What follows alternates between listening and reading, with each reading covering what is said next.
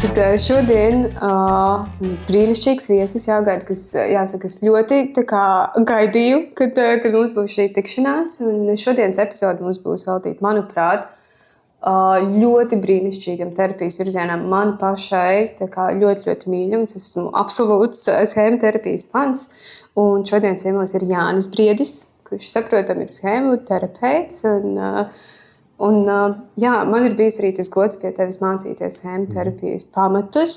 Un es varu tiešām apliecināt, ka tur ir tāda ļoti liela iedvesma pie tevis. Un man šķiet, ka psiholoģijas pasaulē es domāju, ka katrs otrais zina, kas ir Jānis Briedis. Un parasti vienmēr, kad arī kaut kur runā par schēmu terapiju, tu tur čukstās, vai tu pie Jāņa mācījies, vai kaut kur citur mācījies.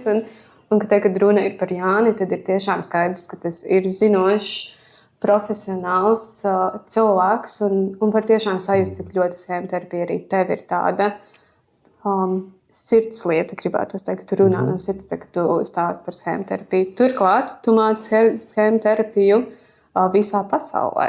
Arī ārpus Latvijas, kas ir super, super forši. Un varbūt tu vari drusku īsumā par sevi pastāstīt klausītājiem, kas tu esi. Jā, paldies, ka man ir prieks šeit būt pirmkārtām, un paldies, ka uzaicināji. Un, man pirmkārt prieks būt arī Latvijā, latviski izstāstot mazliet par to, ko es daru, kas ir rets gods.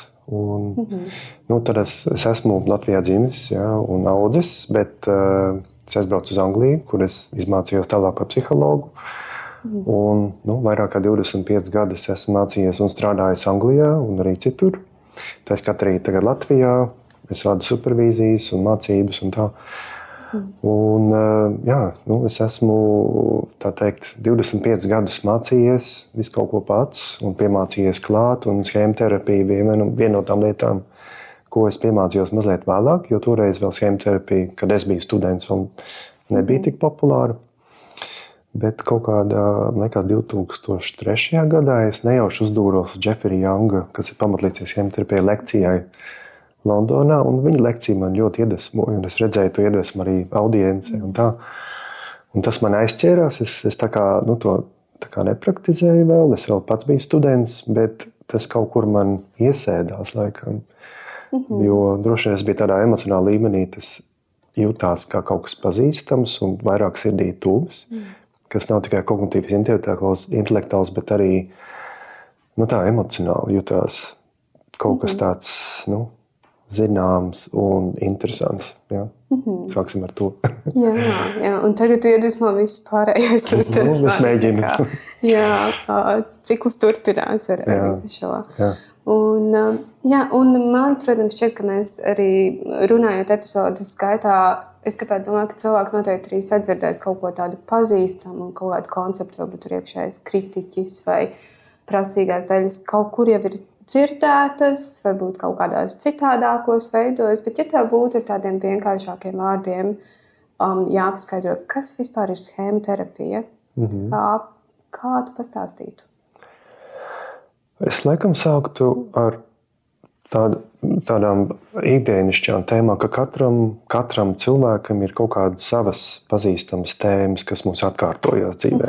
Ja? Katram mums ir kaut kādi paradumi varbūt uzvedībā, varbūt doma paradumi, emocionāli paradumi. Liekas, kas atkārtojas. Mēs visi esam kaut kādos ciklos iesaistījušies. Ne? Un tie paradumi var būt kaut kas mums ikdienā palīdz, ko mēs esam labi iemācījušies, bet tie arī var būt paradumi, kas ir radušies tā kā mūsu agrīnajā dzīvē, pusauģu gados vai pat bērnībā, kas joprojām kaut kādā veidā tiek apspēlēti tagad. Un tas ir tas, ko mēs schēmu terapijā saucam par schēmām. Tie ir tie cikli, kuri atkārtojas, un tāpēc, ka viņi ir tik ilgi atkārtojušies un malušies, mēs bieži neapzināmies to, ka viņi tur vispār ir, jo viņi notiek automātiskā līmenī. Un reizēm, kāpēc cilvēki nonāk terapijā, tāpēc, ka ir kaut kādas jomas dzīvē, kas viņiem nedarbojās. Piemēram, kaut kādi cikli atkārtojas attiecībās. Kāpēc es, piemēram, visu laiku atrodu partnerus, kuri mani pamet? Kā tas tā var būt, ka es nonāku attiecībās ar kādu, kurš pret mani ir vardarbīgs? Kā tas tā var būt, ka, piemēram, man visu laiku šitā trauksme iekšā trimda, un viņi visu laiku atkārtojas manā dzīvē? Tādas tēmas, ko mēs varam diagnosticēt, jā, vienā līmenī, tā kā psihiatriskā līmenī, bet ja mēs paskatāmies dziļāk, mēs redzam, kas viņus izraisa, ir tie paši cikli, kas apspēlējās, gan arī tāda paša, tikai savādāk, tās pašas dziesmas, tikai savādākiem vārdiem. Ja, un tad viņi tā kā, tu domā, nu kā tas ir iespējams, jo man iepriekšējās attiecībās mani pameta, un tagad šajās attiecībās, un tad tā vēsture kaut kā atkārtojas. Un tas ir kaut kas, ko mēs skatāmies hēmoterapijā, kas tie cikli ir, kā viņi radušies, un parasti viņi radušies bērnībā, kā izdzīvošanas mehānismi. Ja? Un tas, kā viņi parādās mūsu ikdienā, tas ir tas tā kā mums ir. Mēs runājam par to, ka mēs neesam viens veselums, bet mēs sastāvam no dažādām iekšējām daļām, ko mēs saucam par modiem, vai arī citā valodā režīmiem, ka mēs reizēm varam justies vai uzdiesiet ļoti dažādās situācijās atkarībā no tā, kas mums iekšēji notiek. Ja? Un tā, ko mēs redzam, kaut kāda daļa mūsos kaut ko ļoti spēcīgi jūt, bet kaut kāda daļa mūsos pēc tam vispār neko nejūt. Ja? Un tad mēs domājam, vai tiešām tas ir tas pats cilvēks, ka mēs neesam konsekventi visās situācijās. Un tā ir tā otrā daļa schēmoterapijā, kur mēs bez tām tēmām, schēmām, mēs runājam par to, kā viņas izpaužās. Viņas izpaužās ar modiem, režīmiem. Tas ir tas, kā mēs tajā mirklī jūtamies. Un tas ir tas, kā mēs rīkojamies. Ja? Un tās nav dažādas personības, tās ir dažādas šķautnes no tā, kas mēs esam. Un tas ir pilnīgi normāli, ja? Jo mēs esam komplicēti savā būtībā, ja? Kā cilvēks. Jums ir daudz dažādas šķautnes, un tas ir viss mums palīdzējis izdzīvot, pielāgoties un būt tur, kur mēs esam. Jā, man liekas, tu brīnišķīgi pastāstīji, un es domāju, ka katrs no mums gan jau, ka var piefiksēt kaut kādu brīdi dzīvē, kur mēs sakam, atkal tas pats, atkal es reaģēju šādi, atkal šis ir šādi, atkal es esmu ar kaut ko neapmierināts. Jā. Tā ir tā pata bedre, kurā mēs iekrītam, un tad mēs kasam galvu un domājam, kā tas ir iespējams. Es taču esmu to visu apdomājis, ja, un reflektējis, un mēģinājis kaut ko to darīt, bet tie cikli ir ļoti spēcīgi. Ja tos ciklus ar viņiem nestrādā, ja viņus neved vairāk apziņā, tā kā apzināti ar viņiem atklāti nestrādā, viņi jau paši par sevi nedziedinās, viņi atkārtojās. Nepietiks ar to, ka es pasaku, nākamreiz es šādi tiešām nedarīšu. Nākamreiz. Tas tāpat kā cilvēks, kuram problēmas ar alkoholu vai narkotiku, ko apsolās sev vai kādam citam, es to nedarīšu. Ar gribas spēku vien nepietiek ar šo, ja, jo tie paterni, viņi ir ļoti dziļi, viņi ir ļoti dziļi iestiguši mūsu emocionālajās smadzenēs. Ja. Tas gribas spēks, tās ir domājušās smadzenes. Bet šis ir dziļākā līmenī, šis ir emocionālajās smadzenēs. Tāpēc ar domāšanu vien mēs netiekam no tā grāvja laukā. Un šeit ir tas kur schēmoterapija labāk darbojas. Jā. Man liekas arī ļoti pazīstami un atpazīstami, kā tu minēji par tām daļām. Un atkal, ja mēs padomātu, ka mēs varētu arī sevi pamanīt, ka vienā brīdī, man liekas, mēs arī tiešām mēdzam arī tādā ikdienas valodā to izpaust, ko tu kritizē, vai tu gan esi tik kritisks, vai tu esi pārāk prasīgs, vai kāpēc tu esi tik perfekcionists, vai visu pārspīlē, ka mēs jau arī tādā ikdienas valodā par tām lietām varbūt neapzinoties runājam un patiesībā nepievēršam tik ļoti uzmanību tam, kas viss tur notiek. Protams, visam tam, ko mēs neapzināmies, tam ir liela vara pār mums, jo tie paši cikli atkārtojās un viņiem ir kontrole pār mums, nevis otrādi, protams. Tāpēc parasti schēmoterapijas darbā pirmais solis ir apzināties, kas tie vispār ir, iemācīties, saprast, kādi cikli tie ir, kāpēc viņi atkārtojās, kur viņi radušies. Un tas tā kā pirmais solis, tā apzināšanās, tas insight. Tas ir ļoti svarīgi, lai tas ir pirmais solis, lai mēs varētu vispār par kaut ko sākt domāt, mainīt. Ja, jo mums tās apziņas nav, īpaši šie paterni ir jau no bērnības iesakņojušies. Ja, domāšana par to viņiem neiet, jo tā saknes ir kaut kur citur. Ja, tas tāpat kā ravēt kaut kāds nezāles dārzā, ja, un tu vienkārši nogriez 5 lapiņas, gaidīt, ka tas nekad vairs neizaugs, tas ir, tam efekts nebūs liels. Ne? Tāpēc jārok dziļāk. Un tieši par to ir schēmoterapija, kas man viņā patīk. To, ka mēs varam, mēs tā kā angļi saka, we get our hands dirty. Mēs rokam dziļi, mēs rokam dziļi tajā dobē, mēģinām to sakni atrast. Un tad mēs tiešām kaut ko diezgan kardināli varam mainīt. Jā, bet tas prasa laiku. Jā, man patīk tas salīdzinājums par to, ka, lai tu varētu telpā tās mēbeles pārbīdīt, tev ir jāieslēdz gaisma. Citādāk tu neredzi, kas ir tas, kas ir jāpārbīd. Tā varētu nebūt labi, ja? Jā. Un tu jau drusku pieminēji, varbūt drusku plašāk tu vari pakomentēt, skatoties no schēma terapijas virziena. Tad kas ir tas, kas sagādā, kāpēc cilvēkiem vispār ir grūtības psiholoģiskās, emocionālās, no kurienes nāk, tu pieminēji, ka tam ir tā saistība ar to bērnību? Jā. Nu, tas, kā mēs schēmterapijā konceptualizējam to, ka pašam pamatā ir pamatvajadzības. Ja? Lai bērns uzaugtu pietiekami veselīgs, ir jāmierina pietiekamā daudzumā viņa vajadzības.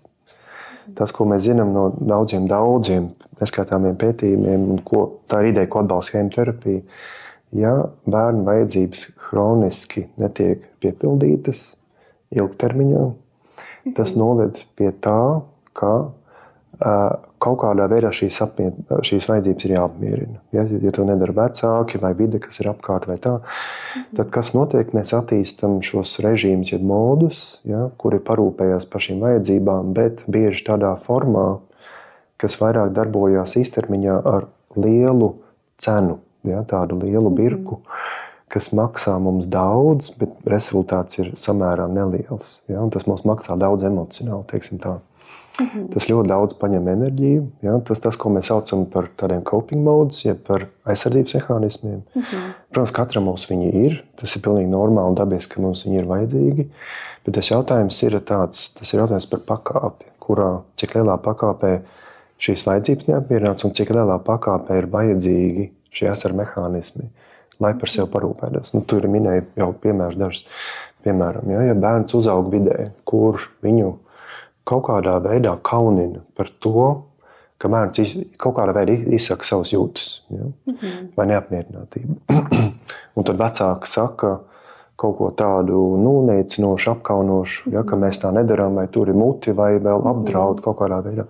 Kurš cik tu vari uzmākties tā kā sēdi? Jā, sēdi klusumā, bērniem jābūt klusumā, ja? Tipiski, ja? Tā kā kādreiz bija izplatīta. Ko bērns iemācās, un es nerunāju tikai ik pa laikam, jo ik pa laikam, protams, ka bērnam kādam jānosprādz robežas ar bērnu. Bet ja tā kopējā tas fons ir tāds, ka tu iemācies, ka nekur vispār nevar tās vajadzības nekā izteikt, nevar izpaust sevi, tad bērns iemācās, ka šeit to nevajag darīt, un šeit, principā, ka ne tikai šeit, bet arī nekur tu nevari savas vajadzības izteikt. Ka tevi kauninās par to, tevi kaut kādā veidā aizvērst ciet. Ja? Un tas ir paterns, ko bērns iemācās. Ja? Tas ir cikls, kurā iet. Ja? Piemēram, pašam uzaugot padomju laikos, ja? Bija ļoti tipiski, ka vīrieši principā savas emocijas neizrāda, izņemot tad, ja mēs esam jau zem lielas promilles, tad gan drīkst. Bet savādāk nedrīkst, tad mums ir tas emocionāls inhibīcijas schēma, es domāju, īpaši vīriešiem, vispār Austruma Eiropā. Ja? Tāpēc mums ir tik ļoti tā alkohola problēmas, domāju, daļēji. Ka cilvēkam ir dabiski sevi izteikt, dalīties, bet ja tu to nedrīkst, ja tas ir tā pārliecība, kas tiek izplatīta kādreiz uzaudzis, jo tad tev jāatrod citu veidu. Tas ir tāds piemērs, kā veidojās tie copingi, ja? Mehānismi. Ja? Tad tā vajadzība jau nemainās. Vajadzība jau tāpat ir. Ja? Bet ja tev mācīts ir, ka nedrīkst, bet kaut kā man šitas jāatrasina. Ja? Tad kā es to varu darīt? Tad pirmkārt iemācies, ka nedrīkst emocijas izteikt, ja? Tad tas ir viens aizsardzības līmenis. Bet, kad tu piedzeries, tad drīkst, tad tas ir cits aizsardzības līmenis. Ja? Un tad tie līmeņi veidojas pakāpeniski. Cerams, ka bērni nesāk dzert vēl bērnībā. Bet tie līmeņi viņi veidojās pakāpeniski kā tādi aizsardzības mehānismi, kas jūtās pilnīgi dabiski, normāli, ka nevar pat iedomāties, kā varētu būt savādāk. Tā bija, jo tā bija mana patiesība, kurā es uzaugu. Tāpēc bieži arī klienti, kas atnāk pie mums, viņi saka, es nezinu, kāpēc, no kurienes man šitā depresija, nekas jau traks nav bijis. Man bērnībā neviens nesita, neviens mani nelamāja, neviens mani seksuāli neuzbruka. Ja? Parasti klienti meklē kaut ko tādu šausmīgu, tādu vienu lielu notikumu, kas ir noticis. Un tad tu skaties, bet paskatāmies tajos mikro līmenī, kas notika. Nevienam neinteresē, kā tev iet, neviens tev neprasīja, kas tev ir vajadzīgs. Ja, neviens tev emocionāli nepieslēdzās, tu daudz laika pavadīji viens. Kaut vai tās dažas lietas, ja mēs zinām, kas ir bērnu pamatvajadzības, viņas netika apmierinātas, ar to jau pietiek, lai novestu pie schēma attīstības. Ja? Pie kā tas noved, bērnam tipiski emocionāla inhibīcija, nevar sevi izteikt, bet arī bērnam ir rodās kauna, defektivitāte sajūta, ka bet man ir šitās visas vajadzības, bet tajā pašā laikā es jūtos, ka man ir kauns par to, man nedrīkst viņas būt, un tad veidojas iekšējais konflikts. Ja? Tad modi sāk konfliktēt savā starpā, veidojās iekšējais karš, un tas, ko modi, kas notiek iekšējais bērns, ko mēs saucam, viņam ir vajadzības izpaust sevi, bet tie aizsardzības modi viņas spiež uz leju. Un tad vēl kritiķis nākamais modi pieslēdzās, ka tu esi par daudz. Nevajag šito visu darīt. Ja? Tā nevis tā kā vecāka vai vidus problēma, tu esi problēma. Un tas ir tas nākamais, vēl viens tāds tā kā kopings kaut kur. Ja? Un tad tie visi līmeņi veidojas, nav jau brīnums, ka ir mūža garuma depresija. Ja domājies tādā konstelācijā, kas tur cits var būt? Vai ne? Jā, un es domāju, ka tas ir arī par to, kā saka, ieslēgt gaismu un pamanīt tās lietas. Un, ja mēs katrs tagad drusku padomātu, klausītāji padomātu, vai ir bijis kaut kāds brīdis dzīvē, kur tev atnāk, es to saucu par balstiņā, tas nenozīmē, ka cilvēkam ir šizofrēnija un psihoz, bet reizēm tiešām tā kā es viņu arī pati sadzirdu reizēm tiešām, kad tu to gaismu ieslēdz, tad tu dzirdi, ka tur atnāk tā balstiņa, saka, tu nekam nedari, bāc atkal tu izklāsies. Tā balstiņa izklausās ļoti mājīga, kā tu jāprast. Es domāju, daudziem tā īpaši kritiķis, tā ir tas tāds rupors, skairunis, tāds milzīgs, tāds mikrofons un skairunis, kas viņiem kliedz virsū. Bieži tie modi ir ļoti dominējoši, pārņemoši. Jā, un es domāju, ka mēs katrs gan jau varam piefiksēt kaut kādu brīdi, kur tā sajūta atnāk, ka viņa ir tiešām tik pamanāma. Un reizēm tas ir tiešām, kā tu saki par to, ka pie manis arī bieži nāk cilvēks, saka, un es arī par sevi esmu domājis, tā kā, bet taču dzīvē neviens nav citis, viss ir bijis kārtībā. Un tad ir tās klusās lietas, ko mēs nepamanām ar to prasību. Man, piemēram, pašai kāds pārsteigums prasīguma schēma, liekas, ka vienmēr vai vairāk un labāk, un tad es eju uz īsām apmācībām, tad sāc domāt, ka reizēm jau tas ir par to, ka tev nepasaka tieši vārdos, tev vajag mācīties vairāk, bet man ir tiešām arī ļoti daudz cilvēku un klientu, kas nāk, kur ir tā klusējošā prasība, kas tev paslavēja, tad, ja tev ir tas 10, vai pievērš uzmanību tikai tad, ja tu esi izcils, un tad es sāku darīt vairāk un vairāk, lai tā būtu atzinība. Redzi, ar tādām lietām, kā arī citiem, teiksim, tipiskiem klientiem, parasti jau cilvēki nedomā tā, no kurienes man šitas jācīltas. Tas tā kā bieži klienti nāk un viņi saka, tas esmu es, tāds es esmu. Cilvēks, tāds es esmu raksturā, pēc rakstura, vai arī pat cilvēki tur ir, saka, tie ir mani gēni, ja? Mēs visi ģimenē tādi esam. Tikai tāpēc, ka jūs visi tādi esat ģimenē, tas jau nenozīmē, ka ir gēni, jo ir starp paudžu informācija, kas tiek nodota caur mācīšanos. Ja? Piemēram, ļoti raksturīgi klienti. Ja? Mēs, mūsu ģimenē, visi esam veiksmīgi cilvēki. Mums neviens neveiksmīgs ģimenē nav. Ko tas nozīmē bērnam jau uzaugot tādā vidē? Tas spiediens, ko bērns jūt, ka ja viņš nebūs vai ārsts, jurists vai profesors, tad viņš vispār nekā nav vērts. Bērns jau aug ar bailēm, ka viņš būs defektīvs. Ja? Ar to jau pietiek bieži. Un vēl, ko tu saki, tā klusēšana, bieži mēs meklējam lietas, kas notika. Mēs arī skatāmies, tā kā atgriežoties pie sarunu par vajadzībām, lietas, kas nebija, kurām vajadzēja būt. Ja, piemēram, ka mēs tur veicam, mēs varam parunāt vēlāk par vienu no tehnikām pārrakstīšanu. Mēs ejam bērnības scenā, un tad mēs skatāmies. Problēma jau nav tā, ka notika par daudz. Problēma ir tajā, ka nenotika nekas. Vai bija par maz. Tu skaties, 2-gadīgs bērns sēž viens pats, spēlējās, neviens viņiem, vai 3-gadīgs, neviens nav apkārt. Tā kā, kur ir pieaugušie, nezinu. Kāpēc neviena nav? Nezinu, kur ir mamma? Nezinu. Ja? Tā. Tad bieži ir tās lietas, ko mēs skatāmies, nevis tas, kas bija, bet arī tas, kas nebija. Nekas bieži tas ir tas, ko mēs aizmirstam, tie caurumi, ko mēs aizpildām bieži terapijā. Tas ir tās visas neredzamās lietas. Tas ir tas, par ko tu nevari aizdomāties, jo tu nevari aizdomāties par to, kā nebija. Jā, tāpēc, teiksim, viena svarīga daļa no schēmterapijas ir psiholoģija izglītošana, saprast vispār, kas vispār ir vajadzības. Ļoti daudz klientu sāk, tu viņiem sāk uzdot jautājumu, kas tavuprāt ir pamatvajadzības. Paēst, jumts virs galvas, bez tā, skolā varbūt iet, tas arī viss. Un tad mēs sākam šķitināt, īstenībā vēl ir daudzas tik svarīgas lietas, kas ir absolūti pašā pamatā. Bet var iedot kādu piemēru? Es domāju, šis tiešām ir tipiski, kad katrs arī, kas klausās, padomā pusminūti pirms Jānis atbild. Kas ir vispār, kas ir bērnu vajadzība un kas ir mana vajadzība īstenībā šobrīd? Tad, kad reizēm par šo domā, vai tad, kad uzdod šo jautājumu, tad tiešām ir tāds apstulbums un tāds klusums, jā. Un kāda man vispār vajadzība tagad? Es vienkārši esmu stulbs vai Tad nav vajadzīga vienkārši mācīties labāk vai nerunāt vispār. Piemērs, tāds diezgan klasisks piemērs. Pieņemsim tā, ja bērns ir piedzimis, bērns, kurš ir samērā jūtīgs, emocionāls, ekspresīvs, piedzimis ģimenē, kurā cilvēki ir diezgan sevi ierāvušies, neekspresīvi, cilvēki, kur dzīvo varbūt savā galvā, tādi varbūt, es nezinu, tādi, teiksim, ļoti izglītoti, brīnišķīgi cilvēki, bet viņi tā kā, teiksim, akadēmiķi vai dzīvo kaut kādi speciālisti savā profesijā vai kaut kas tāds, brīnišķīgi cilvēki, bet tu redzi, ka ir nesaskaņas starp to, kāda viņi ir, cik viņi saprot bērnu emocionālu pasauli, un ka tā bērna emocionālā, tas viņa raksturs, tas temperaments neatbilst tam, ko vecāki sagaida. Un tā vecāki, ko viņi dara, viņi tiešā vai netiešā veidā pārmet bērnam. Tā kā tu beidz tā uzvesties, esi mierīga, nekusties, nedīdies, nekliedz, nenāc man klāt, visu laiku nejautā kaut ko. Tas nav tā kā vardarbīgi, mēs tā skatāmies tā tiešā veidā. Ikdienas cilvēks paskatās, tas, ko vecāki dara.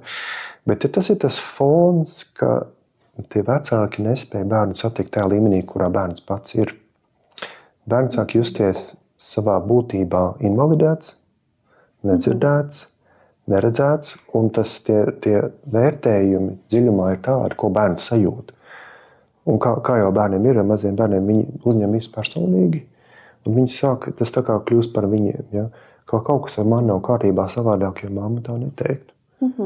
Savādāk, ja man nepārmest, ka es esmu par skaļu, vai es esmu kaut kas man nav kārtībā.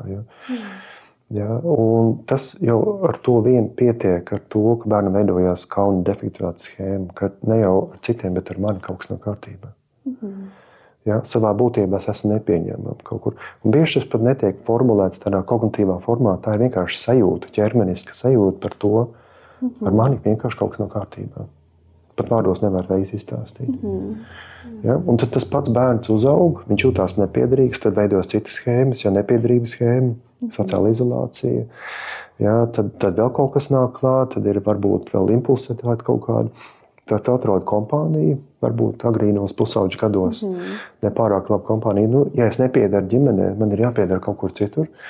Tad atrod draugus, kuriem patīk iedzert, uzpīpē zālīti. Šeit manī klausās, šeit es kaut kā iedaros. Tu atrodi nepārāk labus draugus, tā saucamos. Un tas aiziet pa ķēdīti, un 15 gados tu jau sāc graizīties.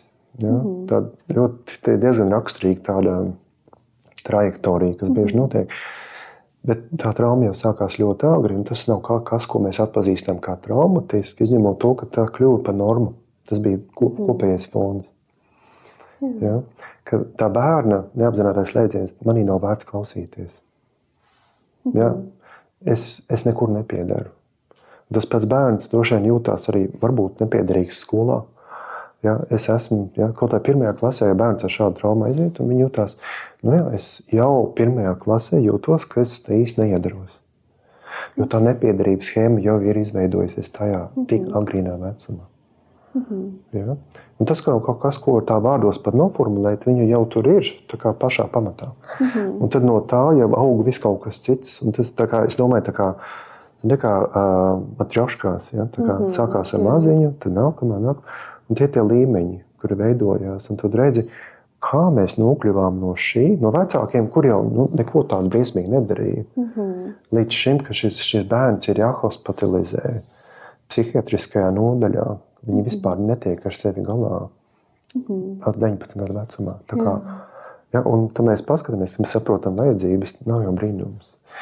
Bet man jāsaka vienīgi, mēs nevainojam vecākus, tas nav par to. Mēs mēģinām saprast, vienkārši ļoti svarīgi, tas viens no pārpratumiem, ka arī terapijā vispār. Mēs gribam saprast, kas ir vajadzības, kā viņas netiek apmierināts un kā mēs varam ar to labāk tikt galā tagad. Un tas ir mūsu galvenais uzdevums, ko mēs gribam palīdzēt klientiem. Kā labāk pirmkārt saprast, validēt un apmierināt šīs vajadzības.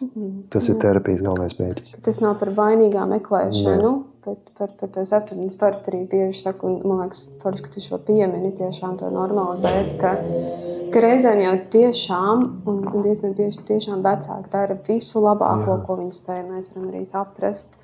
Un tiešām varam saprast arī viņu traumas un tam līdzīgi, kā parasti klienti saka, bet viņu mamma arī sīt, un saprotams, ka šis ir šādi. Viņai bija vēl grūtāk bērnībā. Mēs varam to tiešām saprast. Un tajā pašā laikā tas, ka mēs to saprotam, nenozīmē, ka tas padara nenotikušu to, kas ir arī noticis. Tas ir ļoti svarīgi, jā. Mums ir jāapzinās to, ka bieži šie ir cikli, kas atkārtojās jau starp paudzēm. Tas nesākās tikai no taviem vecākiem. Tas droši vien kaut kādā veidā tika nodots jau kaut kur citur no vecvecākiem. Droši vien tur kaut kas pirms tam un vēl pēc tam, no cik mēs tālu varam iet. Ja?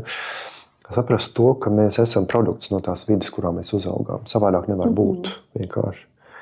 Un vainot vienu cilvēku, tas būtu nepareizi. Ja?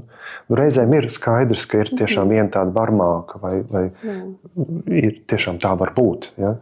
Bet tomēr tajā pašā laikā tas arī neveidojas vakumā ne no kurienes. Ja bieži šie cilvēki paši piedzīvojuši šausmīgu vardarbību, tas ir viņu pielāgošanās veids, kur viņi paši nav spējuši pārtraukt to ciklu, starppaudžu ciklu. Vienkārši tā ir viena no arī spēcīgām lietām schēmu terapijā. Mēs šos ciklus pārtraucam. Ja? Tā kā mēs sakām, mēs nevaram no schēmām tikt vaļā. Tie paterni ir, kas viņi ir. Un tas ir kā ir. Mums katram ir savs raksturs un tā, kaut kāds īpatnības un veids, kā mēs tiekam viens galā. Bet kas ir svarīgi, ka mēs veselo pieaugušo liekam pie stūris un nevis tos coping modus. Un tur ir tā atšķirība. Un kas ir veselais pieaugušais, tas ir kaut kas, kas spēj mazliet atkāpties, skatīt lielāko ainu, paskatīties no putnu skatījumu, tā teikt, no augšas. Un pieņemt labākus lēmumus, varbūt, kas ir atbilstošāki šim laikam, nevis kā bija, kad bija bērnībā. Un ar labākām prasmēm. Ja? Un tā kā plašāk skatos pasauli, un tā kā labāk prast, apzināties un tā kā parūpēties par savām vajadzībām. Jā, un pievienot par vajadzībām, man likās arī, ka saka par to drošību, ka drošība jau nav tikai tas, ka man fiziski nesit, ka tā vajadzība. Man justies droši ietver visu to, ko minēja par to emocionālo siltumu. Justies sadzirdētam, kāds manī noklausās līdz galam, ka mani vispār redz, ka man ir vieta un cik ļoti mēs varam pamanīt, ka tas jau nav par to, ka es pamanu kognitīvi to domas. Kā mēs varam atcerēties bērnību, nezinu, mēs sēdījām pirmajā klasē un domājam, tagad es sevi kritiski vērtēju, un tagad mana vajadzība nav apmierināta. Nē, bet es domāju, ka mēs visi ļoti labi atpazīstam to sajūtu, un ka tā sajūta ir arī tā, kas parādās arī tajā pieaugušajā vecumā. Jā, tieši tā. Līdz ar to, ja mēs runājam par schēmu terapijas sesiju, tā kā ir visas šīs lietas, kā notiek klasiski schēmu terapijas sesija, ja cilvēks atnāk pie tevis uz kabinetu, ko jūs darat? Zini, to grūti tā atbildēt, tas nav tāds štancēt tāda atbilde, kur katrā sesijā mēs darām šito. Ja? Tā sesijas atšķirās. Pirmkārt, viss ir atkarīgs. Pirmkārt, schēmu terapija ir vairāk ilgtermiņa modelis. Ja? Tad mēs runājam minimums gadu. Bieži ir ilgāk, reizēm ir daudz ilgāk. Ja? Varbūt vairāk gadi. Jo šie paterni nemainās tā uzreiz. Pieņemsim, ja ir cilvēks, kurš tik daudz klientu bijuši, kuriem bail kaut ko just. Vai arī viņi nezin, kā just. Ja? Es tā kā nevaru pieslēgties savam ķermenim. Man ir bail no savām emocijām. Ja sākšu kaut ko just, piemēram, ja es sākšu just savu iekšējo sāpi, es tā sākšu raudāt, ka es nekad nevarēšu apstāties. Ja? Vai arī es ļaušos kaut kādai šausmīgi dziļai vientulībai, man gribēsies savu galvu padarīt. Tā. Ja, un tiešām tā ir, ka reizēm tās emocijas ir ļoti spēcīgas. Un tas nav kaut kas, ko var mainīt tādā ātrā tempā, un es to ļoti neieteiktu, to pat mēģināt. Ja, jo tie ir paterni, kas ir, viņi ir smadzenēs ļoti iesēdušies, un tas ir tāpat kā jebkurā traumu informētā terapijā, ilgtermiņa terapijā, tas tāpat kā mācīties jaunu valodu. Neviens nesagaidīs, ka tu apsēdīsies, 24 stundas izmācīsies, un tad bums, tu runā itāļu valodā.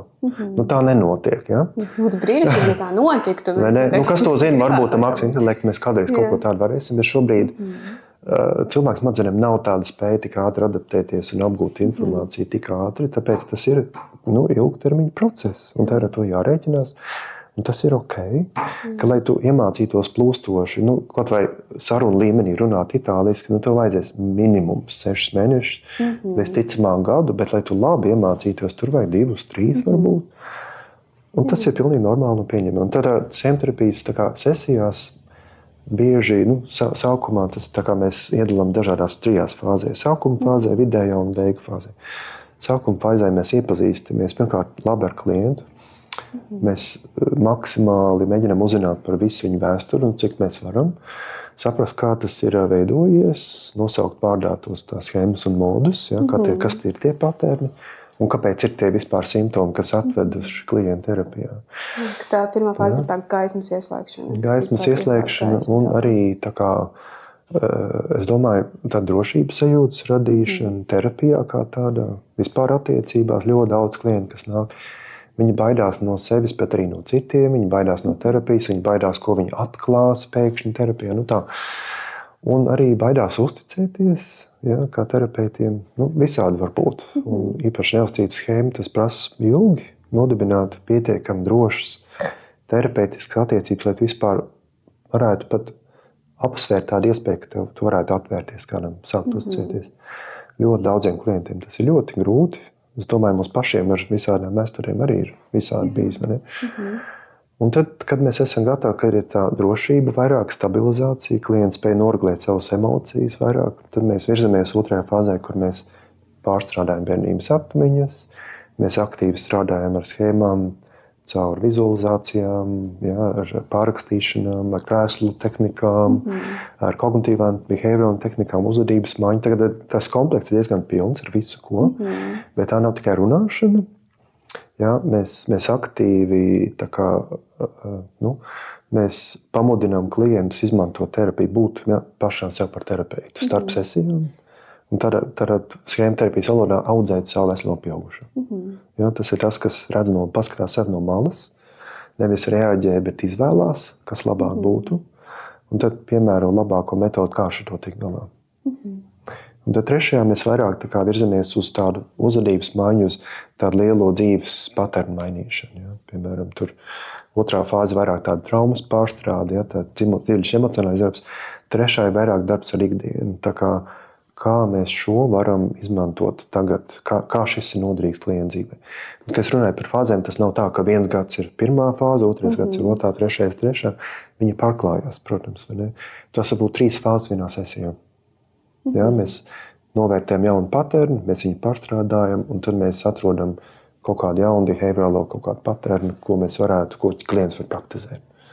Ja? Tad tas darbs ir ļoti iesaistīts, un kas man liekas ir tas svarīgais, ka mēs modus identificējam terapijā, arī kas nāk terapijā augšā. Kas bieži notiek, ka klients atnāk terapijas sākumā, viņi neko nejūt. Un tas ir pirmais, ko mēs redzam, jo tu jau tikko nejūti. Mēs varam traumā strādāt līdz baltām pelītēm, nekas daudz nemainīsies. Pirmais ir jāiemācās droši kaut ko just. Tikai tad arī notiek tās pārmaiņas. Un tas ir tas pirmais. Tie paterni, ko mēs redzam, kā viņi atspoguļojas arī šajā procesā. Jā, tas ir vārds arī atzīmēt, kā jau minēju, es pieķēros pie tās neusticamības schēmas. kas kaut kādā mērā jau liekas drusku ironiski, vai ne? Cilvēks atnāk, viņš apsēžas, un viņš tev neuzticās, bet esam terapijā. Un ka tas ir par to, ka tiešām, ja tā gaisma ir nav ieslēgta, es jau nemaz neredzu, un ka ļoti bieži tas nav par to, kas būtu, neefektīvs klients vai pacients terapeitam, vai kaut kas man nebūtu kārtībā, bet tas ir par to, ka īstenībā es nemaz pats nepamanu. Varbūt es ļoti gribu, es tiešām gribu, es nāku. Es saņemu to drosmi un atnāku uz to kabinetu. Un vienkārši kaut kas tur nav. Un īstenībā es nepamanu, ka tur ir tas, ko tu saki. Jā. Bet, man gribās arī pateikt klienti, kur varbūt klausās potenciālai klienti, domā, tu šausmas, es nekad šito nedarītu. Tā nākt svešiniekam izstāstīt par savu dzīvi, nepaldies. Ka tas ir tāds sadarbīgs process, ka tas notiek pakāpeniski un klientam maksimāli tiek dota kontrole par to procesu. Ka tas nekas nenotiek ar steigu vai uzspiest vai kaut kā. Tā ir kolaborācija, tie divi pieaugušie ir istabā kopā, un tad mēs kopā spriežam par to, kā mēs ar to patērnu varam sākt strādāt. Ja? Kā mēs to varam, kā mēs varam pieiet, tas labs piemērs, ja? Kā mēs varam ar neustības schēmu strādāt tā, lai tu nejustos vēl sliktāk. Jo bieži klientiem ir bail. Zini, tā ir tā nejūšana, ir vienīgā sedziņa, kas man uztur drošību. Un tagad tu domā, ka tu man šo ņemsi nost. Nē, es negribu šitā terapiju. Ja, un tāpēc tā saruna bieži ir par to, tā sedziņa tev ir bijusi mūža garumā, un es negribu tev viņu noņemt. Kā būtu, ja mēs uzadītu kopā kaut ko jaunu? Nevis atņemtu veco. Kaut ko, kas ir vairāk piemērots šim laikmetam, nevis, ka tu biji mazs. Piemēram, tas viens no piemēriem, ko es tā kā smieklīgi. Ja, iedomājieties, kāds bija jūsu pirmais mobilais telefons? Nezinu, tu atceries? Kaut kāds vecais podziņš, man liekas, vēl bija tas vecais Nokia ar to antenīti, jā. Man liekas, man pirmā, pareizi atceros, bija Motorola, ja, kur bija antēna jāizvelk un jāatver. Un tad tur bija kaut kādi 3 vai 5 numuri, ja, tie krūtākie draugi, kuriem arī bija mobīlie, jau uz parastu telefonu zvanīt vēl nevarēja, bija pie dārga. Ja. Tā, toreiz tas bija krūtākais, cik forši, ka tāds telefons ir, vai ne, un, ka es varu tagad staigāt pa ielu un runāt. Ne. Un tagad mēs iPhone'os un visur mēs maksājam rēķinus un rezervējam ceļojumus apkārt pasaulē. Ja. Un tas būtu neiedomājami toreiz. Bet tās vecās schēmas un modu, viņi ir tas vecais, tā vecā Nokia. Ja, toreiz viņi bija krūtākais, kas bija pieejams. Bet šodien, tā kā Nokia, tā kā, mums vajag vienkārši šo mums ir kaut kas labāks. Mums vajag updeitot. Ja, tu vari turēt savu Nokia, vari pēc tam muzejā ielikt kaut vai. Ja? Bet ja tu varētu tagad, tev būtu jaunākais tā kā smartphone, ja, kur tu varētu izmantot, kurā visas modernās funkcijas pieejamas. Varbūt tas tev būtu daudz ārtāk. Daudz ārtāk un piemērots ikdienai. Un, zini, beigās dzīve nebūs tik grūta. Jo tiešām, ka tu vari updeitot, ka tu vari pielāgot šim gadam tos vecos mehānismus, tā ir tāda, ka dzīve kļūst vieglāka. Un kāpēc? Tāpēc, ka dzīvot ar tādiem kritiķiem milzīgiem, kas arī jūtās bieži palīdzoši un motivējoši, tas tu minēji prasīgo kritiķu. Jā, bet tu zini, ka tu vari motivēt sevi bez bomja. Tev nav sev jāmāc, visu laiku jāsit pa galvu un jāspīdzina. Lai tu vispār no rīta pieceltos no gultas laukā, to var izdarīt citos veidos un vēl efektīvāk. Bieži klienti arī mēs paši iesprūstam savos kaut kādās ciklos, ka mēs esam tik nofokusēti uz tiem modiem, ka mēs nevaram iedomāties, ka varētu būt savādāk. Un bieži arī terapeita loma tur ir bieži tāda aktīva, tādā ziņā, ka mēs nesēžam, vienkārši nevalkam atbildes no klienta laukā. Jo bieži, kad mēs klientam pajautājam, kādas ir bērnības vajadzības, viņi noraus plecs, es nezinu. Es nesaprotu, par ko tu vispār runā šeit. Un tā kā tu pajautā, Gunita, runā itāliski. Runā. Tu tā kā, es nekad esmu mācījies itāļu valodu. Kāpēc, lai es pēkšņi runātu itāļu valodu? Tas ir neiespējami. Jā, tāpēc arī tas ir process, kurā kaut kas ir jāiemācās jauns, jāpamēģina, jāapgūst, jāpraktizē, jākļūdās, tad bišķīt labāk nākamreiz. Tas ir tas terapijas, tas ir tas, kā mēs patērnus mainām. Viņi paši no sevis nemainās. Ja? Pie tā aktīvi jāstrādā. Un tad terapeita loma ir aktīvi palīdzēt klientam mainīt, ko viņi vēlās mainīt. Jā, un ka tā ir tāda sadarbība. Es domāju, ir arī tie, kas noklausīsies arī citas terapijas epizodes, īpaši par DBT, kur varbūt ir tā tiešām direktīvāk, Un tajā pašā laikā izklausās, ka schēmterapija ir kaut kas tiešām par tādu sadarbību, ka es kā terapeits varu būt blakus un būt, bet es nebūšu tā kā pārāk daudz, es iedošu tev tajā tā kā vietā, jo es domāju, kā tu minēji, piemēram, par itāļu valodu, ja man skolotājs tikai vienīgi stāstīs likumus un nekad man neiedos iespēju parunāt, ka viņam, kas baigi labi nerunā šajā itāļu valodā. Tas arī tieši tā, ka tai praksē jānotiek pašam. Tad tas mērķis schēmterapijā bieži ir viens no pārpratumiem. Tas ir tāds termins, aizvietojoša audzināšana, limited parenting. Un ja tu tā neiedziļinies, tu to saklausi tā, ka mēs veicinām atkarību no mums, ka klienti nāk un tad viņi uz mūžu ar mums paliek. Un viņi tik labi jūtās un silti un jauki, un mēs par viņiem parūpējamies, bet tas nav mērķis. Tas nav galvenais mērķis. Jā, tā ir attiecība laboratorija kaut kur. Kad klients, piemēram, nekad viņi, teiksim, nejūtās sadzirdēti vai mīlēti vai kaut kā, un tad terapeitiskā attiecībās mēs bišķīt no tā kaut ko ienesam. Bet tā joprojām ir mācīšanās, kā klients var iemācīties par sevi labāk parūpēties, kļūt sev par labāku vecāku. Tas ir mūsu galvenais mērķis. Tā atkarība no mums un tā audzināšana, tā ir tāda maza fāze, kurā mēs izējam cauri, kur klients pirmo reizi mūžā bieži sajūt drošības sajūtu šeit esot. Un tad tas nākamais ir, un kā mēs šito būvēsim tālāk, ārpus šī kabineta, citās attiecībās. Un galvenokārt jau attiecībās pašam ar sevi. Lai tā iekšējā pasaule justos klientam drošāk. Tā, ka tur nav tā kā dominējošs diktators, kritiķis, kurš lamājās nemitīgi. Bet ka visiem iekšā ir labi, nevienam nav jālamājās un vajadzības ir apmierinātas. Tas ir tas mērķis. Tas ir tad, kad veselais pieaugušais ir pie stūra. Kas ir dabūt to labo rezultātu nenosiņojot kaut kur pa ceļam. Laba analoģija. Un tad domāju par to, cik tad aktīvam ir jābūt tam klientam sesijā. Pēc tā kāds stāsts var sadzirdēt, ka tā ir tāda kopīga mājas būvēšana, ka klientam ir jāiesaistās, bet cik daudz būtu tā iesaista? Un kā arī ar tiem, vai tas darbs turpinās pēc sesijas, jo drusku atbildēja, ka tas ir kaut kas, ko mēs tieši gribam turpināt pēc sesijas, bet kā ar mājas darbiem? Atkal domājot par citādākām tādām direktīvām terapijām, kā DBT, kur piemēram tā noslodze, kurš apņemos, kas tiešām to pusgadu dara ļoti daudz. Tad terapija reizēm, kā tu minēji, kāds varētu būt minimums, kāds līdz 3. Cik daudz tas prasa no cilvēka? Kā es teicu, mainīt paternus nav viegli. Iemācīties itāļu valodu, guļot un tā kā,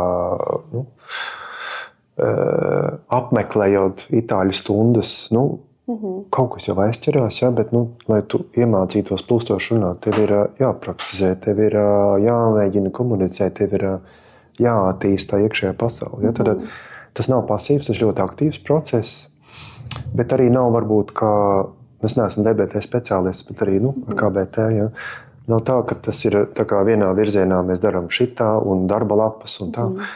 Tā var būt svarīga daļa no schēmterapijas, bet mums ir tā pieeja elastīgāka ar to. Man liekas, ka labāks piemērs būtu, pieņemsim, pārrakstīšanai. Pārrakstīšanai es jau minēju iepriekš. Mēs pāršādājam bērnības ainu, bērnības atmiņu, traumatisku parasti, kur netiek piepildīta vajadzība bērnam. Klients bija bērns.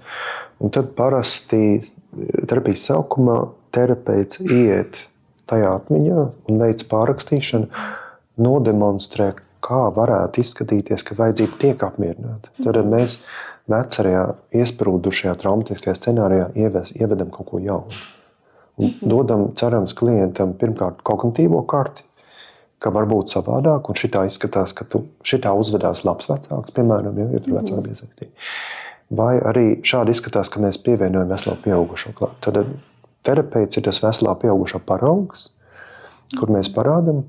Un tad kaut kādās nākamajās pārrakstīšanās lēnām mēs sākam iesaistīt klientu pašu, veidojot viņu veselo pieaugušo, ka viņi mācās aktīvi terapijas laikā, sesiju laikā pašiem apmierināt savas vajadzības. Bieži tur atbildi sākumā tāda daudziem klientiem. Es nezinu, ko darīt. Es tiešām nezinu, ko darīt, te labs pieaugušais vecāks.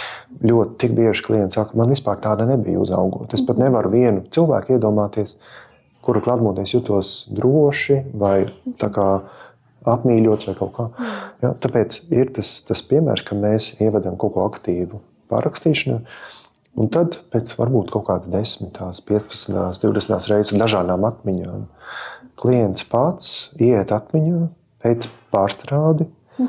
Mēs kā terapeiti esam vairāk kā liecinieks un kā atbalsts, bet klienta paša veselais pieaugušais ir izveidojies tik tālu, ka viņi to paši bez mūsu palīdzības spēj izdarīt. Un tas ir tas, uz ko mēs virzamies ar visām iespējamām schēmterapijas tehnikām. Ja? Es ceru, ka tas kaut kā atspoguļo to kopējo procesu, tad tā veselā pieaugušā veidošana notiek lēnām, pakāpeniski. Un tas notiek ļoti saskaņot ar klientu. Mēs nesēžam vienkārši gaidām, šito taisa, jo runā itāliski. Un tad mēs varam stundām cerēt, nekas nebūs, kamēr mēs neparādīsim, kā tas šis izskatās.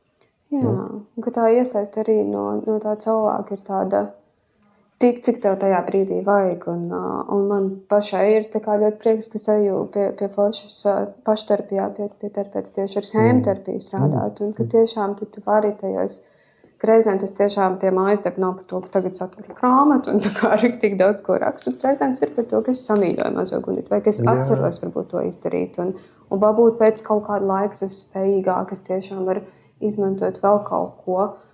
Tā kā paturpinot to, kas man liekas arī ir forši, kas man pašai arī patīk schēmterapijā, ir tas, ka tā sajūta, ka viņa nāk līdzi ar tevi arī ārpus tā kabineta. Un tomēr es esmu tā, kas pasaka, vai tad, kad man būs tā nākamā situācija, vai es tā kā izmantošu šo un būšu ar sevi, vai es tā kā papraktizēšu to itāļu valodu, vai tomēr nē. Jā. Un tas ir atkarīgs, kādā modā tu esi pati, vai tev tas veselais pieaugušais ir pieejams, vai viņš ir tev pašai pietiekami spēcīgs, lai viņš būtu tā kā, spēcīgākais mods, kas ir pieejams tajā mirklī, un tas viss progresa jautājums. Tu vari ar laiku apgūt, iemācīties. Ja, arī daudz cilvēku, kur atnāk terapijā, viņi saka, es to kognitīvi saprotu, es zinu to, kas sevi lamāties un kaunināt sevi nav labi, un es zinu, no kurienes es nāku, bet es nevaru to mainīt. Un bieži tas kognitīvais un emocionālais viņi ir atdalījušies. Es to saprotu, prātu, bet es tik un tā to vēl nejūtu. Tāpēc, kas ir svarīgi, ka tā darbs nenotiek galvā, viņš notiek vairāk ķermenī un sirdī, tā teikt. Ja? Mēs strādājam tāpēc mums ir pieredzes tehnikas, ko mēs varam pieredzes tehnikām. Kā kognitīvo šeit netiks klāt tam, kas ir svarīgākais. Ja mēs strādājam ar piesaistes paterniem, piesaistes stiliem dažādiem, ja, tie nav kaut kādi racionāli, loģiski lēmumi vai pieņēmumi. Tas viss bija tikai ierakstīts daudz agrāk, jau ieprogrammēts, tā teikt, smadzenēs un ķermenī. Mēs to racionālo ar to emocionālo savienojumu kopā. Jā. Un racionālais, racionālais ir, es nezinu, kaut kāda franču valoda. Ja? Kaut kas tur pārklājās, bet tā ir cita valoda. Ja? Ja, un tāpēc arī tam jāpiekļūst ar emocionālām tehnikām vairāk. Un tāpēc arī drošas, siltas, atbalstošas terapeitiskas attiecības ir pašā schēmterapijas sirdī. Jo, ja tu nejūties pietiekami droši un konektēts ar savu terapeitu, tās pārmaiņas nebūs tādas, kādām viņiem vajadzētu vai gribētos, lai būtu. Ja, tāpēc ir svarīgi, ka terapeitam pašam ir pieeja savam veselajam pieaugušam. Un terapeits nav savā attālinātā aizstāvī, protams, un kaut kādā racionalizētājā. Jo bieži tā mēdz būt, ka varbūt viss foršākā terapija, bet gan terapeits, gan klients abi ir racionālā līmenī. Ja? Un tā saruna ir forša un interesanta un stimulējoša, bet tu aizēji emocionāli nav nekāda atšķirība. Un kas ir svarīgi šeit, īpaši ar šādiem klientiem, ka schēmterapija ļoti piemērota, kuri dzīvo galvā. Tas ir tik raksturīgi. Ja? Tu brīnišķīgi jau pārgāji pie nākamā jautājuma. Kā tad schēmterapija būtu piemērota? Kas būtu tie cilvēkam teikt, jā, šeit izklausās schēmterapija būtu tieši laikā? Kā tu minēji par to, ja es esmu ļoti racionālā prātā. Es domāju, jo bieži, ja tev jau tā racionālais ir spēcīgs, un tu atrodi racionālu terapeitu, jūs abi divi kopā šo patēnu vēl pastiprināt. Un tas nav vajadzīgs. Darbām jānotiek tur, kur ir grūti, nevis tur, kur jau ir viegli. Ja? Tas ir tāds nerakstīts likums. Bet tā vispārīgi es teiktu, ka tā kopsumā runājot, schēmterapija ir atbilstoši tiem, kuri redz ilgtermiņa patērnus, kuri sagādā problēmas pašreizējā dzīvē. Un tā kā ja mēs skatāmies pētījumus schēmterapijā, tad bieži pētījumi ir par tādiem vairāk, tādiem vairāk traumatiskākiem gadījumiem, ja, tā kā personības traucējumiem, cilvēkiem ar robežu stāvokli, ja, ar citiem tā kā personības traucējumiem, piemēram, izvairīgajiem vai atkarīgajiem. Tā, mums ir diezgan daudz tādas pētījumu par to, ka schemterapija labi darbojas.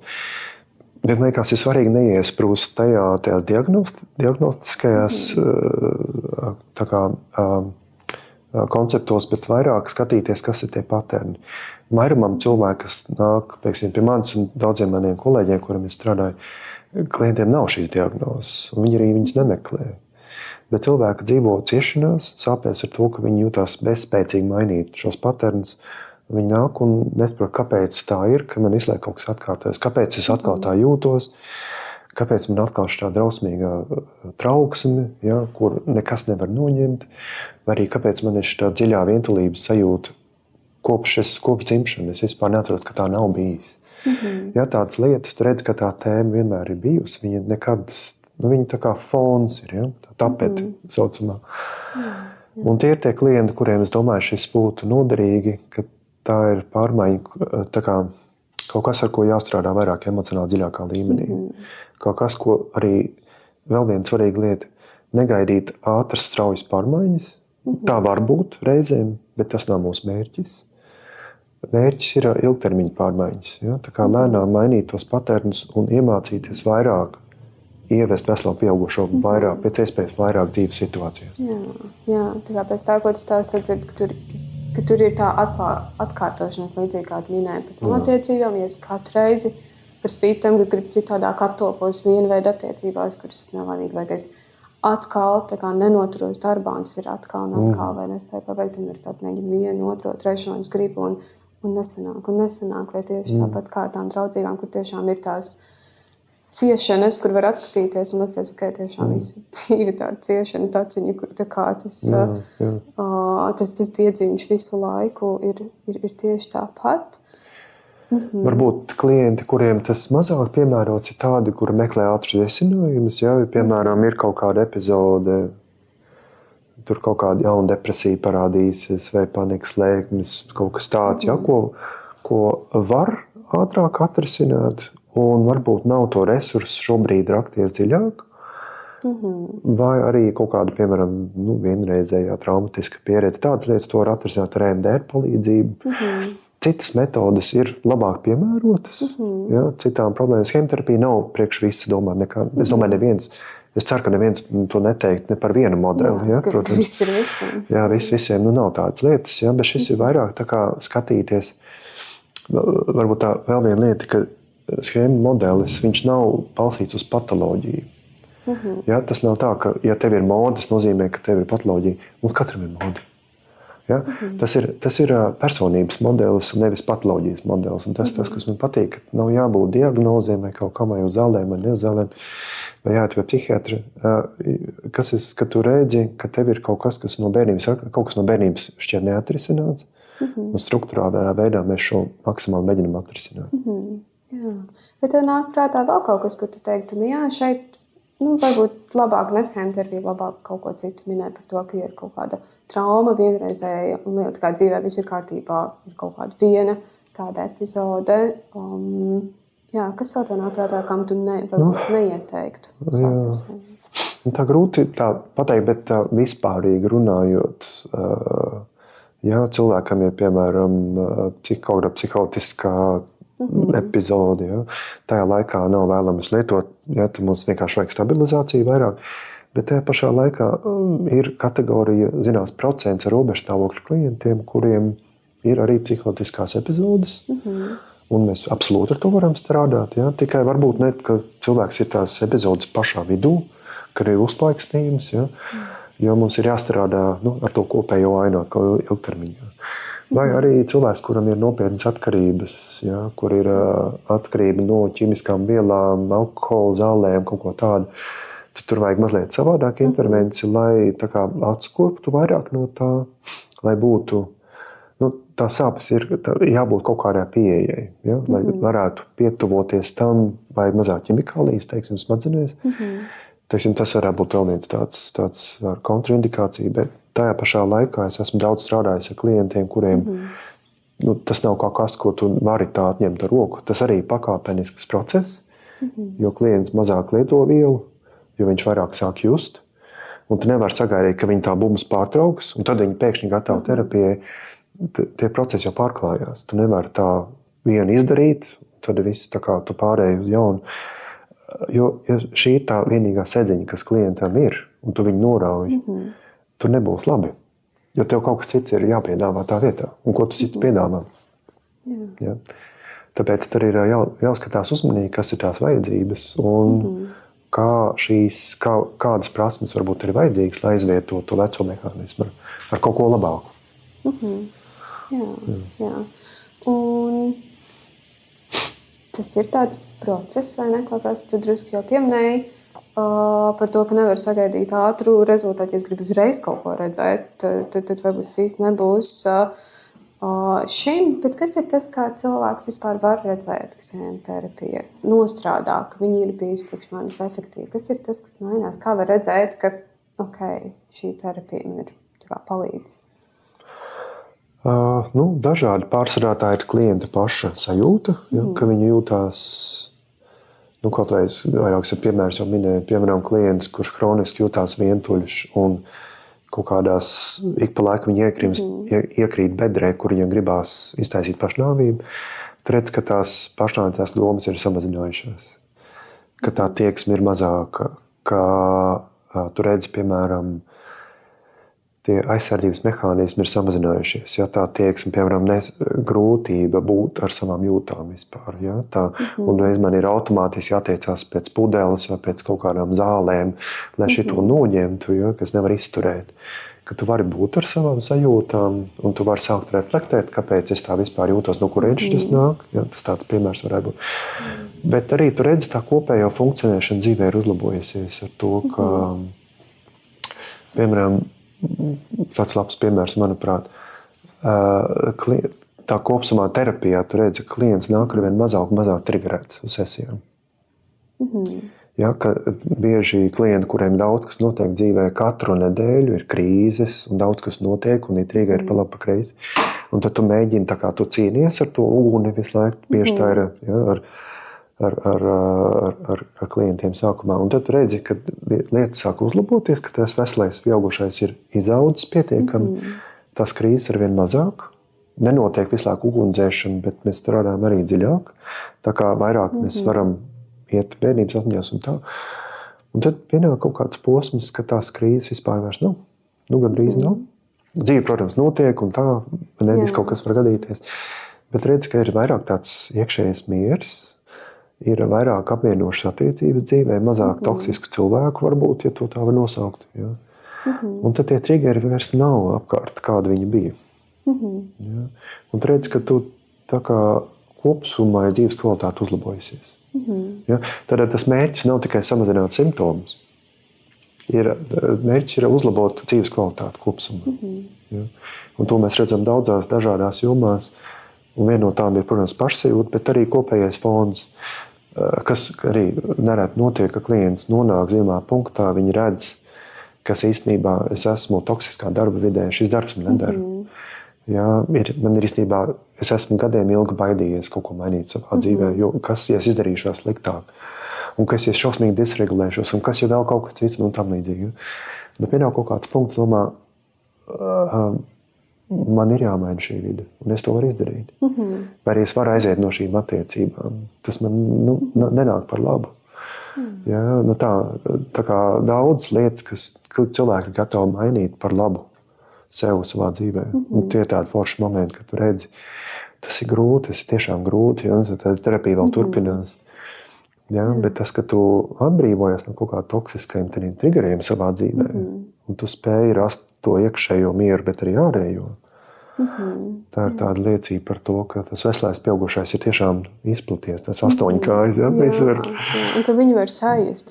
Šis arī ir tas foršais, ko reizēm tiešām var dzirdēt no klientiem, kā saka, tur atnāk tā doma, kas sāk domāt, un ka tā sajūta tiešām ir, ka klienti nāk un saka, man bija krīze, un man tur bija veselīgais pieaugušais, un es pati par sevi parūpējos, ka tā kā ir...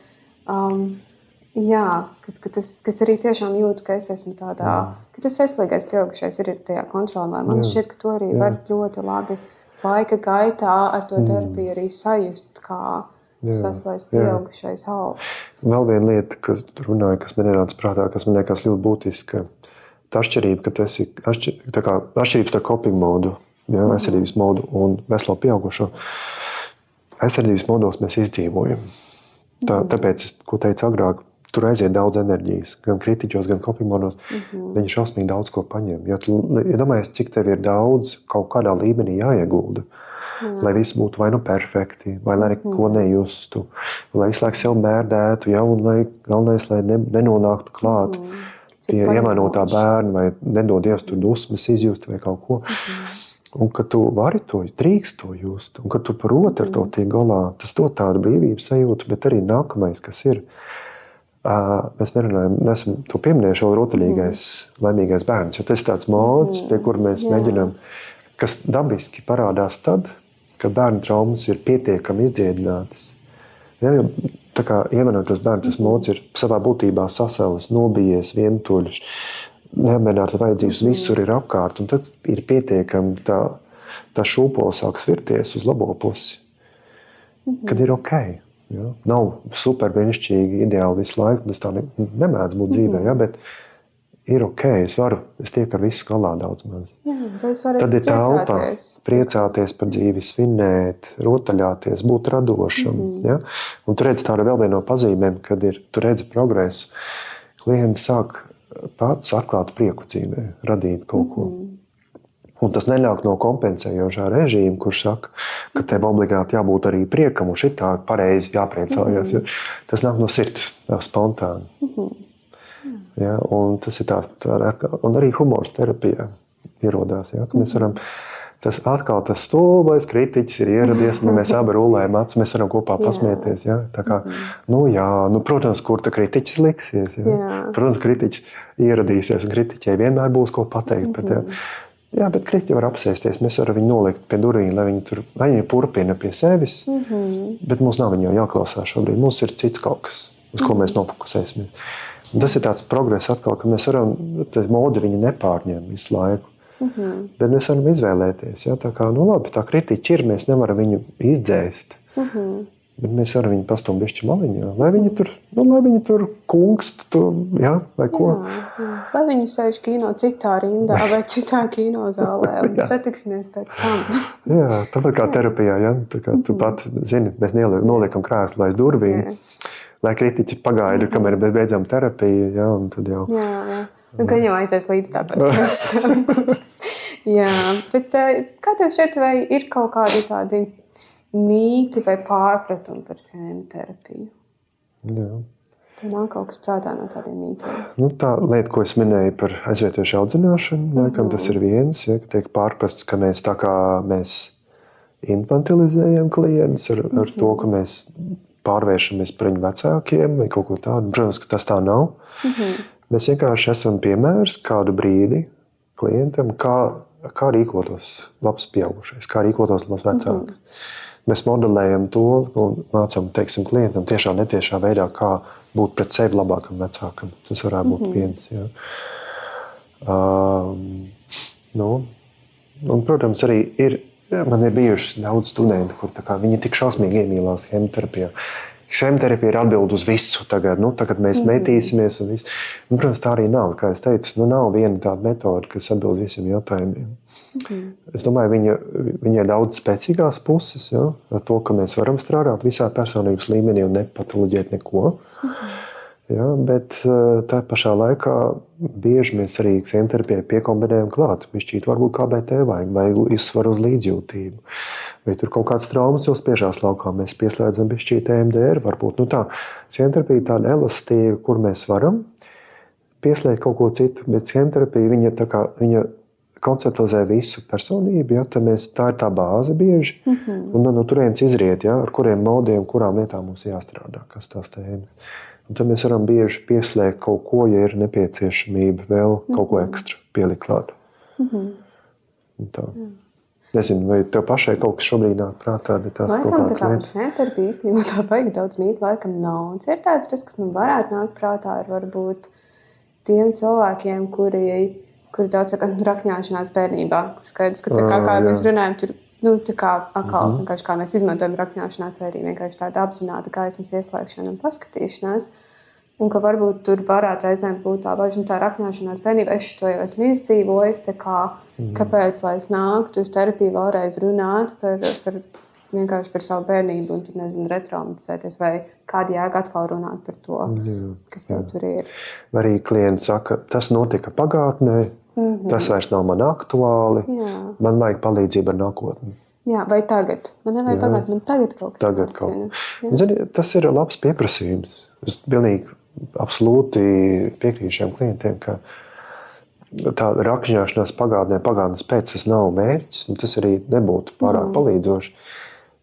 Tas iemesls, kāpēc mēs pārskatām pagātni, jo, ja mēs nesaprotam, kur šis paterns radies, mēs nevaram nokļūt līdz saknei. Un kas bieži notiek, ja mēs tikai tā kā līmējam plāksturu uz plākstera, ja? Tas var būt ļoti palīdzoši, bet viņš ilgtermiņā nepaliek. Bieži tas, ko es redzu, un daudz arī klienti, kur nāk pie manis terapijā, viņi ir daudz ko jau izmēģinājuši, un hemterapija bieži nav pirmā terapija, kurā nāk klienti.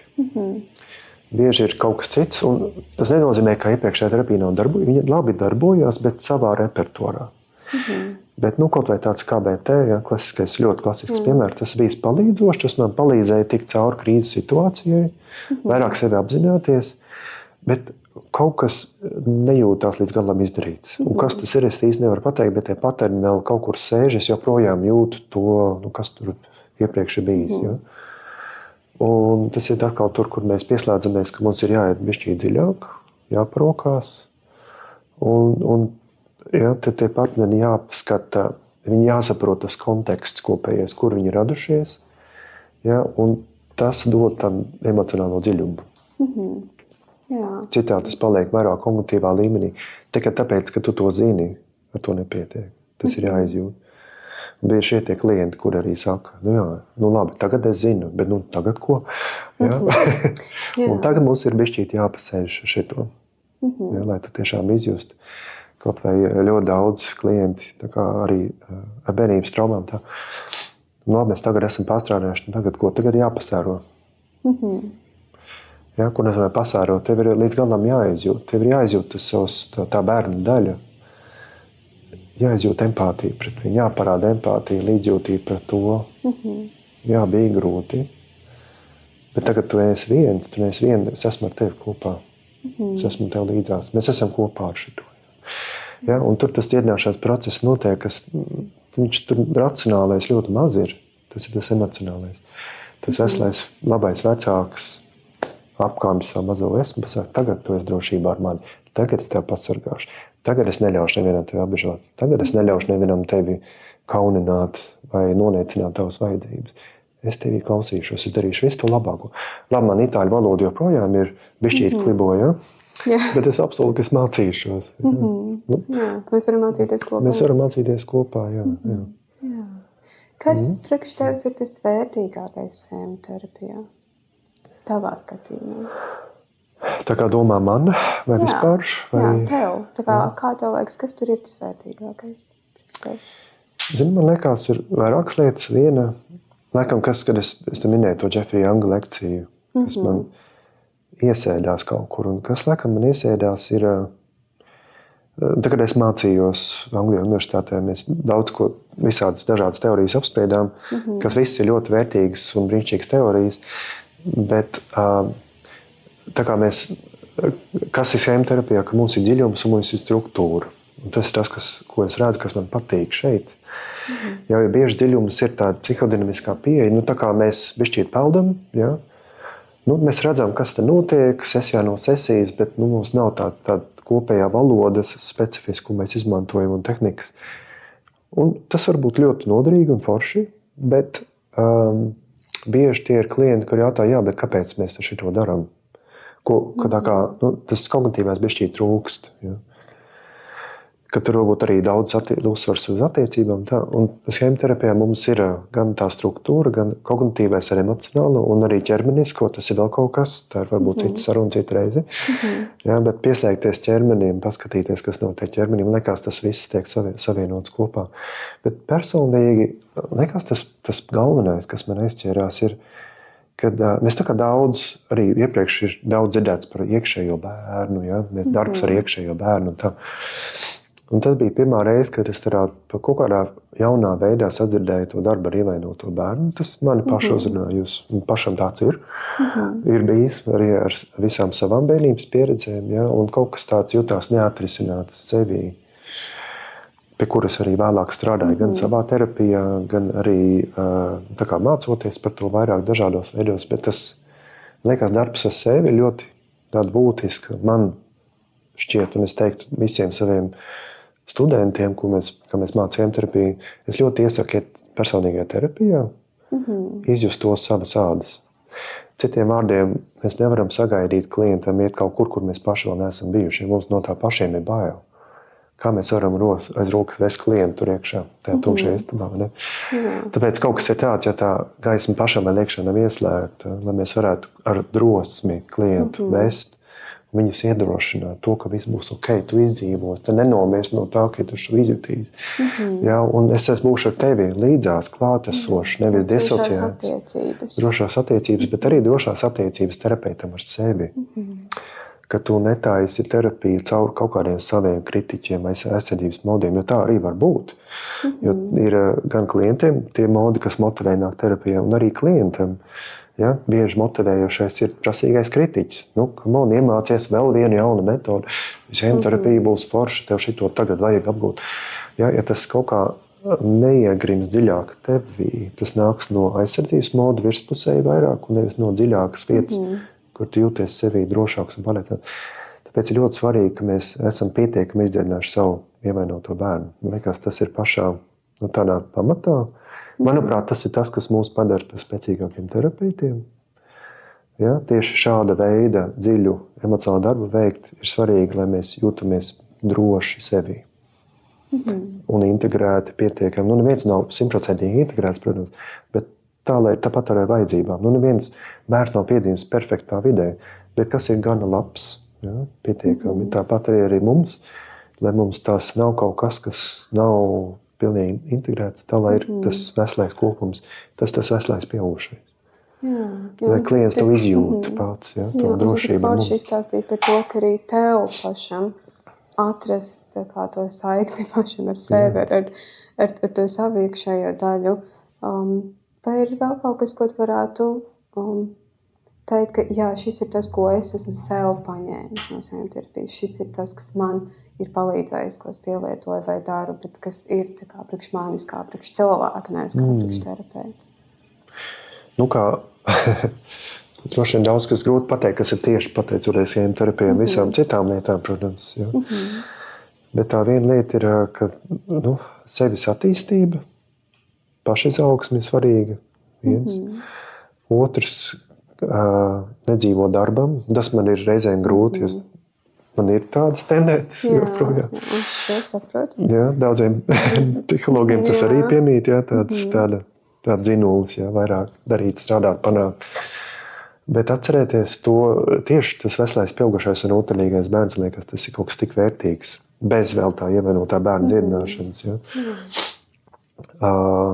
Atcerēties to, ka dzīvē ir daudz, kas tik labs un vērtīgs, un tas radošais un skaistais, kas ir jānovērtē, kas nav vispār ar darbu nekādā veidā saistīts. Un tas ir tas, kur mēs gribam klientus vest. Ja? Un atkal tas ir kaut kas, kas sevī ir jāatklāj, jāizveido ar laiku, jāattīsta. Varbūt vēl viena lieta, liekas, sev un arī citiem. Arī mēs neesam par tam pieskārušies šeit, bet attiecības ar dusmām, veselīgām dusmām, liekas, ir ļoti svarīga tā tēma. Atkal tik daudz strādāts ar daudziem klientiem, baidīšanās no savas iekšējās agresijas, no dusmām, ka tas kaut kādā veidā tiek apspiests, vai ir par daudz, vai ir par maz. Ja? Un tā kā izskatās veselā pieaugušā dusmas, kā tu kur tu atrodi enerģiju, lai pietiekami asertīvi izteikt savas vajadzības. Un bieži tas ir par to, kā iemācīties vadīt dusmas konstruktīvā veidā, tā, lai neviens netiek ievainots no tā, nevienam netiek nodarīts pāri, bet lai to arī sev nenodara pāri, norijot to, ko tu īstenībā jūti. Ja? Es zinu, tā arī man tāda pazīstama tēma. Un tā kā integrēt to, būt mierā ar to un iemācīties to vadīt tādā prasmīgā veidā. Tāpat kā tā ir viena no daudzām vajadzībām, kas mums visiem ir kaut kur, vai ne? Jā. Tā. Jā, man liekas, tu tik skaisti pastāstīji, man patika tā doma. Par to būšanu ar sevi kopā arī kā terapeitam. Un laikam jau man šķiet, ka schēmoterapija, varbūt šie būs tādi lieli patus cienīgi vārdi, bet man tiešām šķiet, ka schēmoterapija un schēmas kā tādas ir kaut kādā veidā izglābušas man dzīvību. Man liekas, es elpoju pilnīgi citādāk tieši jo es atceros, ka man ļoti iepatikās schēmoterapijā. Kad es studēju, tad es lasīju pat tās grāmatas, un tā man likās, kā jau visiem, kas dzird sākumā schēmoterapiju, šī ir atbilde visam. Viss šitā tas mēs. Un tad tu izārstējies no tā, ja? Saprāta laika ir tomēr arī citādāk, bet kad priekš manis šis ir kaut kas tāds, kas tiešām ir tiešām glābis kaut kādā mērā dzīves. Nezinu, vai es šeit būtu, ja nebūtu schēmoterapija. Tā kā tik jaudīgi viņa bijusi priekš manis, varbūt arī tāpēc esmu ļoti liels schēmoterapijas fans, bet man liekas, tur ir tik daudz ko paņemt. Katram, kurš grib kaut ko paņemt, arī tādai manai izaugsmē, es domāju, es tiešām nebūtu, negribu teikt, ka es esmu lieliska terapeita un psihologs, bet es domāju, ka es noteikti nebūtu, es nebūtu tik spējīga, ja nebūtu šī schēmoterapija. Un tas arī tas, ko tu saki, ka, lai tu būtu labs terapeits, tev ir jābūt spējīgam tiešām parūpēties par sevi, būt ar to veselīgo pieaugušo. Un tā ir fantastiska sajūta. Tā kā to kritiķi, to skaļo balsi tiešām pagriezt klusāk un dzirdēt, kur ir tas veselīgais pieaugušais. Saklausīt, ka izrādās ir vēl citas balsis, ja to skaļo bļauri nogriež mazliet, tad tu sāc dzirdēt to savu ievainoto vairāk un tās patiesās vajadzības, un tad tu vari tam vairāk pieslēgties organiskā, dabiskā veidā, nevis caur spiešanu vai lamāšanos iekšējo. Un izrādās, ka drīkst sevi nelamāt. Drīkst būt labas attiecības ar sevi, arī tas atpūļās uz citiem. Jā, un tu drīkst neiet uz visām apmācībām, tu drīkst kļūdīties, un tā kā izrādās, šis viss ir ok. Jā. Tā kā, Pasaule nav beigusies, galvenā pienāca. Un, ja nu kāds klausās, saprāt, wow, šitas skan priekš manis, tā kā es rīktīgi gribu pamēģināt schēmoterapiju, kā cilvēki var atrast schēmoterapeitus Latvijā, kur viņiem meklēt? Tu man jautā? Jā. Es Latvijā nedzīvojot. Man liekas, Latvijā gan, ja tur ir tāds kognitīva behaviorterapija, ir sava lapa asociācija, dialektiskā behaviorāla terapija, ir schēmoterapija, un šeit Latvijā mums nav, vai ne? Ir schēmoterapijas asociācija, tur var sazināties, bet es domāju, var iegūglēt. Es tā kā supervizēju daudzus kolēģus šeit, kuri ir gan KBT, gan schēma, un arī citādi terapeiti, psihologi parasti. Jā, un tad tā kā laikam tāda viena konkrēta lapa, kur meklēt nebūs, bet es domāju, tā būtu laba ideja, jā, tā būtu, ko varētu labi izveidot. Jā, es klausos, ka tas būtu ļoti, ļoti palīdzoši. Jā, pagaidām, kamēr šīs lapas nav, tikmēr es tiešām iedrošinu, ja jums ir sajūta, kas klausās, ka gribas pamēģināt schēmoterapiju, tiešām droši uzrakstīt, pajautāt terapeitam, hei, es dzirdēju par schēmoterapiju, tā kā es meklēju tieši šo, vai paskatīties, kā saka, parasti jau tie, kam ir savas mājaslapas kolēģi norāda, ka viņiem ir tā kā apmācība schēmoterapijā, parasti arī norāda, kur ir apmācība tā kā droši, ja ir sajūta, ka šo gribas pamēģināt, man šķiet tiešām var droši iegūglēt schēmoterapeitu vai pajautāt pašam terapeitam un atrast to savu speciālistu. Jā, noteikti. Un paldies tev par sarunu. Man prieks, ka tu atradīji laiku pabūt šeit, pabūt Latvijā un padalīties ar tām zināšanām. Tā kā tas ir supervērtīgi arī priekš manis. Bija liels prieks šeit būt. Es ceru, ka šī bija interesanta, vērtīga saruna. Protams, cilvēki arī ir kaut kādi jautājumi, var arī sazināties ar tevi. Tu vari varbūt man nosūtīt kaut kā tā un arī komentāros un tā. Noteikti. Es pieļauju, ka šī saruna varbūt cilvēkiem vairāk pamudina jautājumus. Arī droši varam kaut kā turpināt šo sarunu. Jā, super. Paldies. Jā, prieks.